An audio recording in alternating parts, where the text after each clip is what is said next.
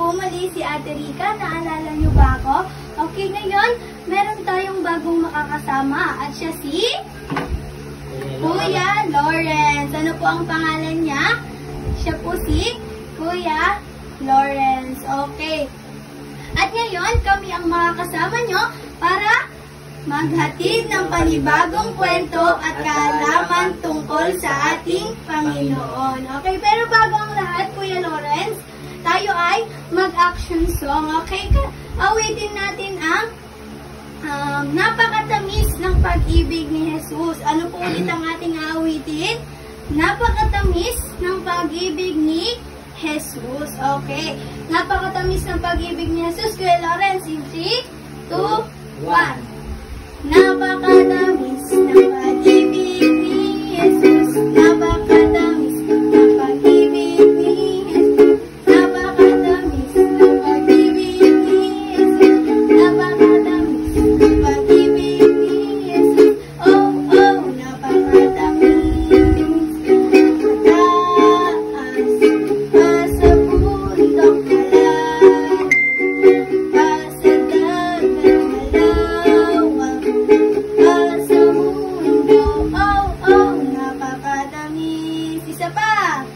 Napakatamis ng pag-ibig ni Jesus. Napakatamis ng pag-ibig ni Jesus. Napakatamis ng pag-ibig ni Jesus. Oh, oh, napakatamis.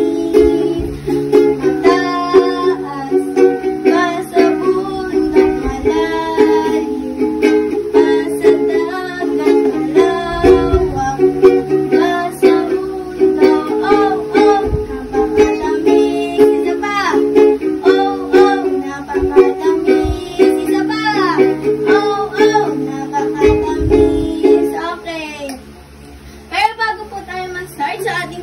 tayo po muna ay manalangin. Okay, tayo po ay manalangin. Okay, 1, pagdikitin po ang ating mga kamay. Pangalawa, yumuko. Okay, pangatlo, pumikit. Wala na po makikipag-usap sa katabi. Okay po, let's pray. Panginoon, maraming salamat po sa oras na ito na ibinigay mo po sa amin para makapakinig at matuto ng panibagong kwento. Itatak mo po sa aming puso at isipan ang kwento na aming mapapakinggan at mapag-aaralan sa pangalan ni Jesus. Amen. Ngayon naman po ay tayo ay magsisimula sa ating kwento. Okay? Bago ang ating kwento, ito po ang ating title ng ating kwento. Okay, ang title po ng ating kwento ay Inaasahan ng Diyos na tayo ay magiging maparaan. Okay, ano po ulit ang ating kwento? Inaasahan ng Diyos na magiging maparaan tayo. Okay, inaasahan ng Diyos na magiging maparaan tayo, or inaasahan po ng Diyos na tayo ay magiging maparaan sa lahat ng bagay. Okay, ang ating pong kwento ay nagmula sa Book of 2 Kings chapter 4 verse 1 to 7. Ulitin ko po, ang ating pong kwento ay nagmula sa Book ng 2 Kings chapter 4 verse 1 to 7. Okay, Kuya Lawrence, saan po magmumula ang ating kwento? 2 Kings chapter 4 verse 1 to 7. Okay, 2 Kings chapter 4 verse 1 to 7. Okay. Nangyari dito noong panahong may mga hari at propeta sa Israel. Matagal na panahon bago isinilang si Jesus. Isang araw, may isang byuda na lumapit kay Propeta Eliseo. Sino po ulit siya? Propeta Eliseo. Okay. Abala si Eliseo sa kanyang ginagawa. At maya-maya, lumapit ang kanyang katulong. Ang katulong niyang babae. Lumapit sa kanya. Ang sabi ng katulong niyang babae, "Sir, may naghahanap po sa inyo." At sumagot si Eliseo, "Sige, papasukin mo." At ganun na nga ang ginawa ng katulong tulong ni Eliseo. Pinapasok niya ang byuda.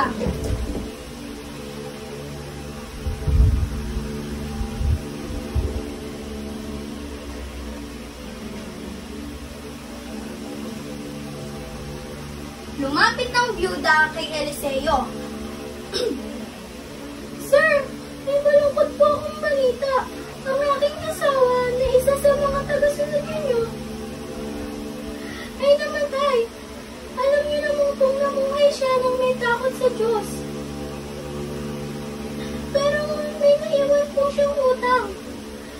At kapag hindi po ako nakapagbayad, kukunin niya po ang mga anak ko at gagawin alipin.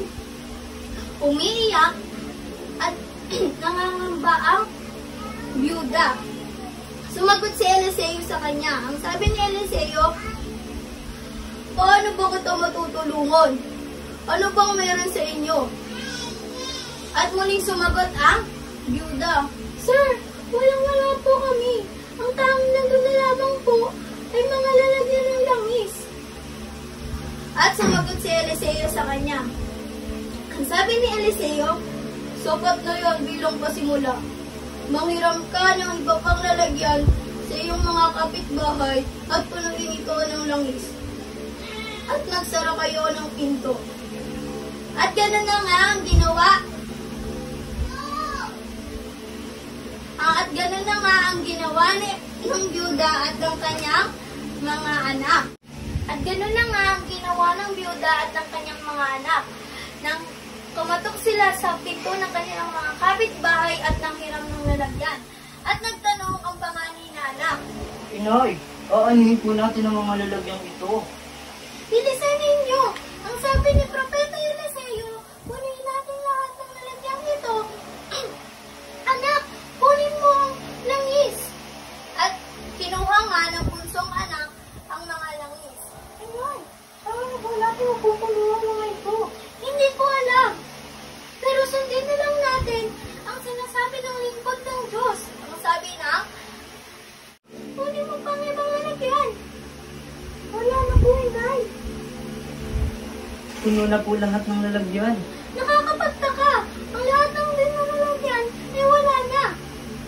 Agad na bumalik ang byuda kay Propeta Eliseo. Agad na bumalik ang byuda kay Propeta Eliseo. Ang sabi ng katulong ni Eliseo, Sir, narito po muli ang byuda. At pumunta ang byuda kay Eliseo. Sir, ginawa ko po lahat ng utos ninyo. Tinalin ko po ang lahat na lalagyan. Tinalinan ko po ang lahat ng lalagyan na nahiram po namin mula sa aming mga kapitbahay. At sumagot si Eliseo sa kanya, kung ganun, ibento mo ito at bayaran ng lahat ng inyong pagkakautang. May matitira pa dito, sapat na ito para sa pamumuhay ninyong mag-iina. At namuhay na nga ng mapayapa ang mag-iina, at kailanman ay hindi na sila naghirap pa. At dyan po nagtatapos ang ating kwento. Okay, nakita nyo kung gaano kalaki ang himalang ginawa ng Panginoon, kung paano niya tinulungan ang byuda at ang kanyang mga anak. Kasi di ba gagawing alipin ng kanyang mga anak. Kaya lumapit siya kay Propeta Eliseo at nanghingi ng tulong. Hindi po si Eliseo ang gumawa nun, kundi ang ating Panginoon. Okay. Tinulungan sila ng Panginoon at binigyan pa ng sapat na kita para sa pamumuhay nilang mag-iina. Kaya po tayo, kahit anong problema man ang dumating sa ating buhay, lagi po nating tandaan at lagi po nating ipagkatiwala ito sa Panginoon. Dahil kahit anong pong problema yan, nandyan lang po ang ating Panginoon para tayo ay tulungan. At lagi po nating tandaan na kayang-kaya pong i-provide lahat ng ating pangangailangan. Kayang-kaya po i-provide ng Panginoon ang lahat ng ating pangangailangan. Katulad ng ginawa niya sa mag-iinang. Okay, nakita nyo yung pagtitiwala ng byuda. sa Panginoon. Kaya dapat tayo ay magtiwala din sa Panginoon. Ano mang mga problema ang pinagdadaanan natin, lagi natin itong isuko. Okay, nakita nyo yung ginawa ng Panginoon sa buhay ng mag-ina. Hindi lang iniligtas yung mga anak ng byuda, kundi binigyan pa sila ng sapat na kita para sa ikabubuhay nilang mag-ina. Okay, kahit ano pong pagsubok at problema yung ating pinagdadaanan, lagi po natin itong ipagkatiwala sa Panginoon. Dahil kahit ano po yan, kahit kaya niya pong i-provide ang lahat, dahil kapag po ang ating Panginoon ang gumawa, wala pong imposible. Kaya lagi tayong magtiwala sa Panginoon. At syempre, kapag tayo magtitiwala, humingi din tayo ng mga tawad sa kasalanan nagagawa or magagawa pa natin. At lagi nating tandaan na lagi tayong mag-pray sa Panginoon. At naman tayo nagkakasala, di ba? Okay. Magbigay nga kayong kasalanan magagawa ng tao. Okay, pagsasalita ng bad words, pagbabad finger, pakikipag-away, pagnanakaw. Okay, lahat po ng yan ay kasalanan. Okay, saan ba napupunta yung taong makasalanan? Okay, sa impyerno. Okay, ate, ano po bang meron doon? Okay, doon may uod na hindi namamatay at apoy na hindi namamatay. Sino na ba dito ang naranasang mapasok? Okay, di ba ano yung naramdaman nyo? Masakit. Okay, masakit, mahapdi. Okay, sa impyerno, kapag ang tao ay napunta doon, wala ng tubig, puro sakit, hapdi at sigaw ng tao ang maririnig mo doon. At may mga uod na lalabas sa mga parte ng katawan mo, di ba nakakadiri? Gusto na ba mapunta doon? Okay, ayaw po. Ayaw din ng Panginoon na mapunta tayo doon. Dahil mahal niya tayo. Okay, kaya binigyan niya tayo ng bugtong na anak na si Jesus. Okay, ate, ano po ba yung ginawa ni Jesus? Siya po ay namatay, pinako sa krus, at pagkalipas sa 3 araw siya po ay muling nabuhay. Okay, at binigyan niya tayo ng bugtong na anak na si Jesus. Okay, ate, ano po ba yung ginawa niya? Siya po ay ipinako sa krus para pagbayaran ng ating mga kasalanan, at siya po ay namatay, at pagkalipas na po ng 3 araw, siya po ay muling nabuhay, at binigyan niya tayo ng regalo. Okay, tuwing kailan lang ba tayo makakatanggap ng regalo? Okay, Pasko, birthday, New Year, or sa mga special occasion. Pero ang Panginoon, araw-araw niya po itong binibigay. Ano po yun? Buhay na walang hanggan sa langit. At paano po yun makukuha? Okay, makukuha po natin yun kung tatanggapin po natin sa puso at sa buhay natin si Jesus bilang Diyos at sariling tagapagligtas. Dalawa lang po ang pupuntahan ng tao kapag namatay: langit at impyerno. Ano po ulit ang dalawang pupuntahan ng tao? Langit at impyerno. Okay, sa langit ka pupunta kung tatanggapin mo po ang Panginoon bilang Diyos at sarili tagapagligtas. At sa impyerno naman kapag hindi, kahit gaano ka kabuti dito sa lupa, kahit gaano ka masunurin, mabait sa iyong kapwa, kapag hindi mo tinanggap ang Panginoon, sa impyerno ka pa rin po mapupunta. Kaya ano po dapat natin gawin? Tanggapin natin ang Panginoon sa puso at sa buhay natin bilang Diyos at sariling tagapagligtas. Nalalaman po ng Panginoon kung ang laman ng ating puso. Kaya nalalaman din po niya kung tinanggap po ba talaga natin ang Panginoon or hindi. Kaya ngayon, sino pong gusto tanggapin ang Panginoon bilang Diyos at sariling tagapagligtas? Taas nga po ang ating mga kamay. Okay. Okay, tayo po ay magsitayo. At tayo po ay mananalangin. Okay. Okay, 1. Pagdikitin po ang ating mga kamay. 2. Yuko. 3. Pikit. At wala na pong makikipag-usap sa katabi. Okay, let's pray po, Panginoon. Panginoon, Maraming salamat po maraming salamat po sa natapos sa na kwento. na kwento. Itatak mo po Itatak mo po sa aming puso sa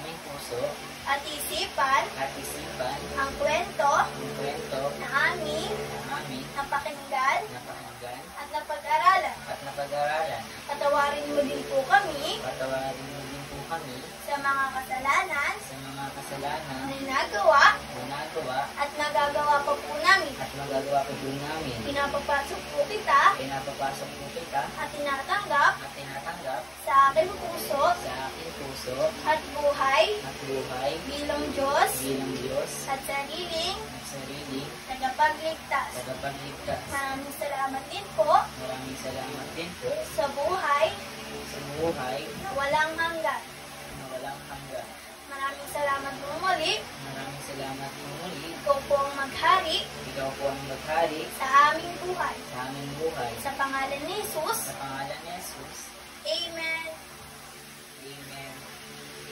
Okay, saan natin tinanggap ang Panginoon?